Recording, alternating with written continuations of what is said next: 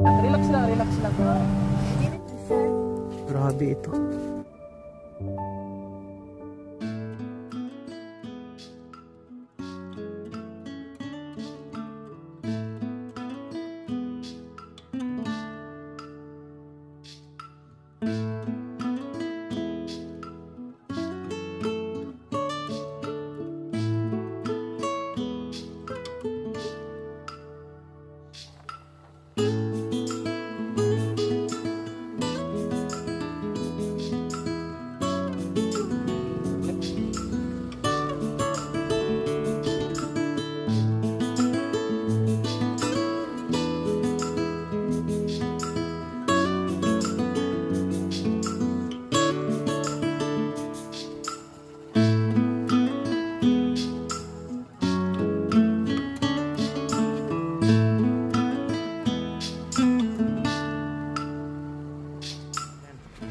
Nakarating din kami ng Hinubaan kasama ang team sa Palay Charity Group.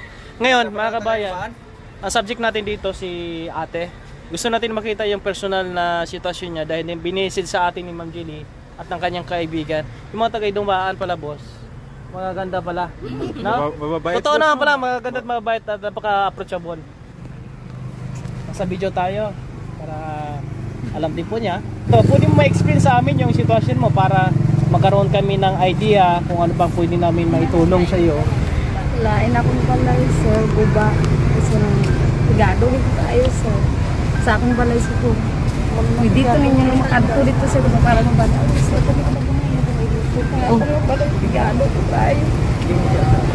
Bakit ka iyak? Ano umiyak? Happy lang yan sir. Sabi niya mga bayan, natuwa lang, natuwa. ang bahay namin pangit, pero siya daw maganda. Oh. Bahay lang yung pangit eh. Bahay lang yung Nandito pangit. kami sa school sa Hinubaan dahil yung anak mo, ilan yung anak mo? Tatlo sir. Ang grade 2 daw isa. So nang buwan ako sa bata, grade 11, grade 10. Asawa mo? Tanong ko lang sa Ara gahalog lang. hindi ba sapat yung kita ng asawa mo? Sir, 200 lang yung kisa sir. Ang isang sa araw? Araw-araw nang pagpasok? Araw-araw sir, pero tag-200 na kada ano sir. Sinadya natin ito mga kababayan kasi gusto natin na sana, yun nga, sana nag-usap kami ng mga yung kaibigan ni Ma'am Jilly. May picture lang namin, no? Mahingi namin ng tulong sa ating mga tagapanood para kung matulungan din po sila. Sabi ko nga, ako wala kong sapat na kakayahan na maitulong sa kanila. Pero sa magitan ng ating vlogs, pwede tayong makapanawagan para po mas matulungan sila. Gusto kong makita personally yung pinakabahay po nila ni Nanay. Ano pangalan mo, Nanay? Alin sir. Nanay Alin. Huwag ka nang umiyak dahil nakarating na kami sa Hinubaan pero hindi namin ina-assure na matulungan ka namin ng lubos-lubos. Kung ano lang pwedeng magawa namin, yun lang may tulong namin. Pero ngayon, uuwi ka ba sa inyo, sa bahay nyo? Pwede naman ako kapulo sir. Anong oras ang out ng mga anak mo? Wala mo na klase ba? Pwede ko lang sir, makuha akong bata sir, makatuloy ka mo sir. Gaano kalayo dito? Lapit lang din sir. Sige. Para ho ay kung ano po ang may tulong natin mga kababayan, may dala tayong bigas, bigyan natin ng kaunting gas. Siguro pasalamat na po kay Ma'am Irene Nicolas at sa mga kaibigan natin. Mamaya ipakita natin sa inyo yung pinaka sitwasyon ng bahay po nila ni Nanay. Dito ako natatas kapag umiiyak sila kasi dito natin makikita yung bang sinseridad no, sa paghingi ko ng tulong po mga kababayan. Kaya samahan nyo kami, pupunta kami doon. Bakit kayo iiyak mo ba? Si Pia, ibigay niya lang sa akin, kapupunta ka mo diba? Huwag ka umiyak, relax lang. Ibigay na si Pia ba?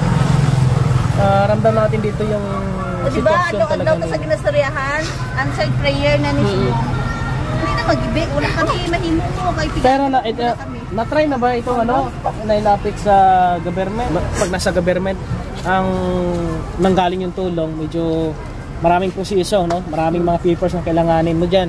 Kaya tayo, nakarating tayo dito sa Hinubaan. Siguro, ano na magawa namin, mga kabayan. Shoutout sa mga taga-Hinubaan po, mga kabayan. Okay, punta tayo. Ha? Shoutout sa mga taga-Hinubaan. I-assist namin kung anong pwedeng, kung anong makita namin dito sa bahay mo.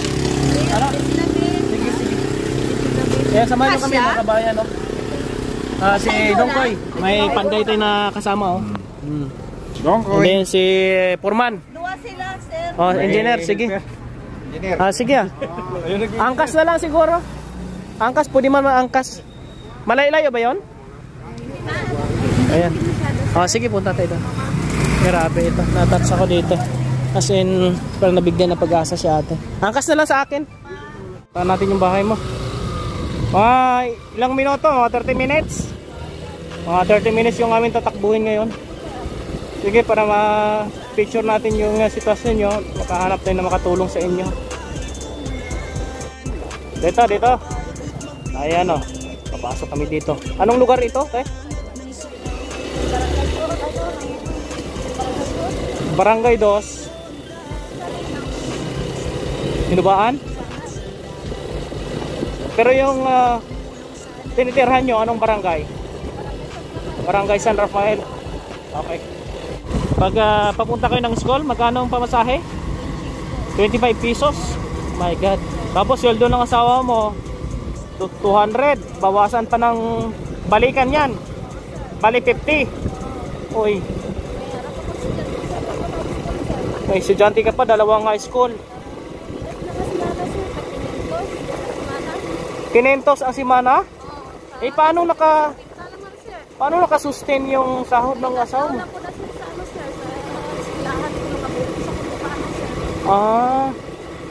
Nagpakahirap din pala itong sitwasyon.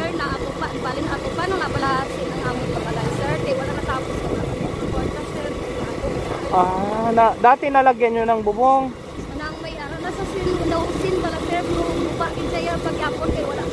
Hindi natapos? Anong kulang nito? Sige. Kita natin para mahanapan natin ng paraan.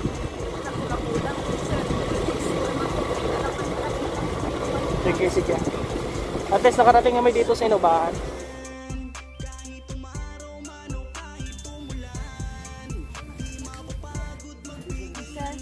Grabe ito.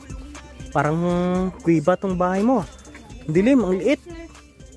Ayan. Oh! Ano yan? Lumpag na ni sir. Bagsak naman na dito. Daming relief ah. Giatag lang mo ni gani sa amon sir. Uy! Na. Hala! Amo na ding amon babaw ligad sir. Nawasak na way na ning apat ka ligid. Kaya doon kayo natutulog sa ano? Dito sa may Natutulog. Tapos silang anak niya 3 dito. May kasya sila dito. Dito tayo sa bahagi po ng Hinubaan. Kung saan nakarating kami dito sa Barangay San Rafael. Isa sa mga pinuntahan namin dito, si Madam Allen Lina. Isa pong residente dito na, kung nakikita niyo pong bahay po nila, ginawa na po nila ng paraan para po ay hindi sila mabasa ng kanyang mga anak dito sa loob ng kanyang bahay. Mga bilog na kahoy at pinatungan lang po ng yero at hindi po natapos mga kabayan dahil wasak-wasak na rin yung loob ng bahay. Nandito tayo ngayon upang tingnan at ihanapan din po natin ng maka-sponsor o makatulong sa kanila para po mapatapos natin itong bahay po nila. Sa ngayon, galing po sa ating mga kaibigan, lalo kay Ma'am Irene Nicolas, ay mag-share po tayo ng bigas at saka pang-additional na 1,000 para sa gastusin nila sa eskwela ng kanyang mga anak. Ate, maraming salamat ha. Kung mayroong nais tumulong po mga kababayan, message nyo kami, tulungan natin sila. Maraming salamat. Lagi niyong maaasahan